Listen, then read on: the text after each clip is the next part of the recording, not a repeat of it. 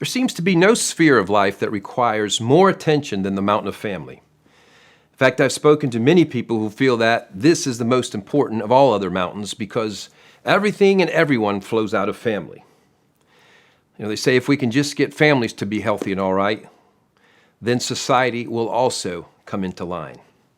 Now, although this claim holds some merit, the reality is that a healthy family cannot be produced unless some of the other areas of society, some of the other mountains are healed as well, because all the mountains are interconnected.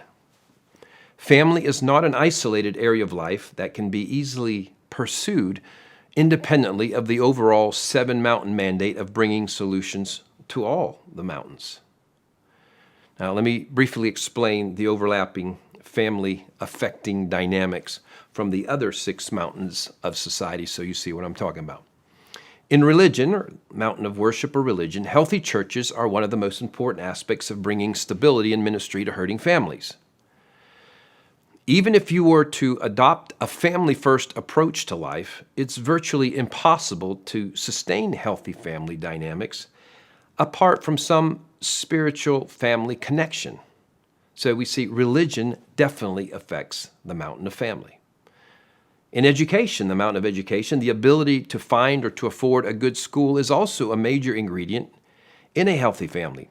If a family's economic situation doesn't allow them to find a reasonable place for their children to attend school, they can be forced to place their children at risk by limited schooling options available to them. Furthermore, the current humanistic and otherwise morally damaging curriculum that is widespread in our public education system adds another risk factor. Everything that you value or wanting to model or teach your family can be torn down by what they are being discipled with through the standard schooling system. So education clearly impacts the mountain of family. Let's look at media. The incessant regurgitation of bad news through most communication outlets greatly affects everybody's morale. Add to that the often negative yet intangible impact of social media, and you have an area of society that has invaded your private household dynamic. So media certainly has an effect on the mountain of family. In economy, the mountain of economy, we've just discussed how economic need can limit a family's options for the education of their children, but it can also limit many other options, such as being able to live in a part of town that's safe. In addition, it takes resources to provide for children's extracurricular activities like music, sports, and the arts. A lack of resources then becomes a primary stressor for families and a leading cause even of divorce, with its devastating repercussions on families. So economy greatly shapes the mountain of family. In the mountain of celebration of arts and entertainment, the truth is, from about the age of 10 or younger, most of our kids are being ideologically discipled by what we call Hollywood and the rest of the pop culture. Yes, we do need to work on protecting our families from the inside out, but if we can't shift the entertainment culture out of the gutter and into a positive influence, then our task becomes very, very tough. Social media has brought Hollywood right into our homes, and its influence is often very harmful. Sex outside of marriage, perversion, which are both highly promoted through this area of culture, are leading causes of family fractures. When arts and entertainment aren't produced according to God's better way, they seriously erode the mountain of family.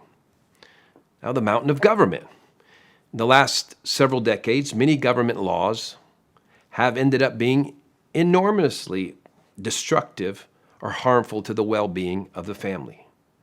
For example, although the original idea of welfare was to assist the needy, the incompetent way it was set up ended up rewarding many people who shouldn't have been given that aid, while giving little incentive for people to improve their lives. Moving to another issue, government potentially has the oversight and ability to greatly restrict the flow of pornography to children, but it lacks the resolve to instill the protective measures it must. A failure to protect children from pornography becomes some level of destruction to most families. Government assuredly touches the mountain of family. So the point here is to show that no mountain of society exists in a vacuum or is an island unto itself, and especially so in the case of the mountain of family. I theoretically agree that if families could be made healthy, then it would impact all the other mountains. But truly, it requires change in the other mountains in order for the mountain of family to thrive the way it was meant to. If you are one who's called to bring solutions to the family, this is a most honorable calling. It's important for you to know that we are only at the beginning stages of the era of Renaissance for families.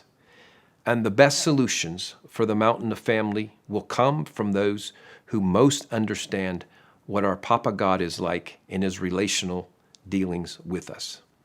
Those who see him as the great adopter and the great acceptor of us all will be successful in their advances in this area. Many people come to the mountain of family to defend the institution of marriage and for similar priorities. But the priority must be given to heal the rejection that people feel in their hearts. We must show them the acceptance that comes with God's unconditional love. We have to learn how to demonstrate his fatherhood in the world. He is Father to us, above every other title we may give him. Those who truly know him as Father, as Papa, will develop the best solutions for this significant need in society.